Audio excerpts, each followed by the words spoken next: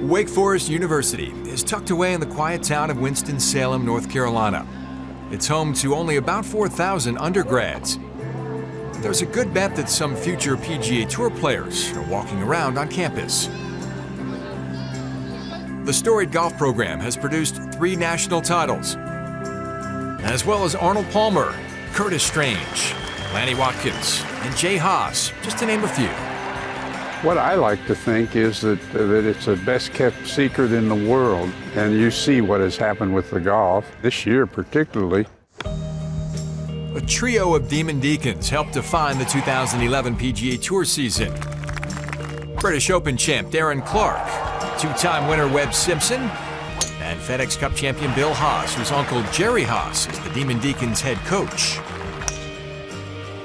Bill and I spur each other on. He's a good friend, and I love seeing him play well, and it just shows that what Coach Haas is doing here at Wake is working. Me and him both are just getting started and trying to establish that Wake Forest presence out there on tour. Haas certainly did his part this season. In 26 starts, he made the cut 22 times, posted 12 top 25s and 7 top 10s, including 2 runner-up finishes, on the way to making the U.S. President's Cup team as one of Fred Couples' captain's picks. A tremendous amount of talent. Very proud of him to make this team. I think down the line, this will make him a much better player. I think they'll just see what it's all about. I am a huge fan of Bill Haas. He's a gentleman. His parents have done a tremendous job with him. I just love the kid. The highlight of Haas's season came at his first career start at the Tour Championship by Coca-Cola. 25th in the FedEx Cup standings entering Atlanta, Haas spoke candidly about his season in the days leading up to the playoff finale.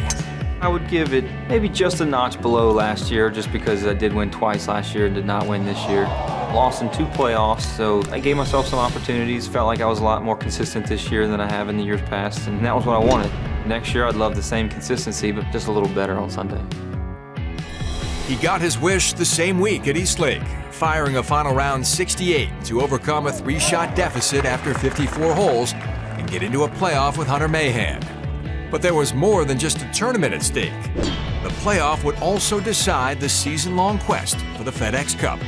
My goal starting the week was to win, and the only way I could win the FedEx Cup was to win that golf tournament. It sounds simple, but it took my focus off of the FedEx Cup and put it solely on that one event. After both players made par on the first playoff hole, Haas's approach at the par 4 17th found the water.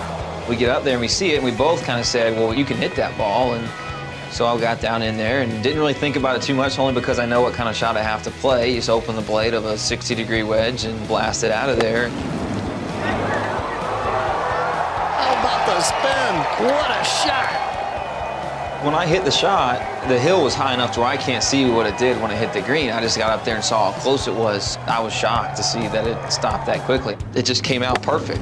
If I had to hit it 20 more times, I don't think I hit it that close. For it to happen the way it did, I'm not going to call it all luck, but without question, it could have been a lot worse. Momentum on his side following the shot of the year, Haas calmly parred the next hole to become the youngest FedEx Cup champion in history. Biggest win of his young career. How about that one for the Haas family? All the things that had to fall into place for me to win was unbelievable. Now, I got to somehow try not to slide back down too much. More than anything, it motivates you to try to get better and see where you can go from here.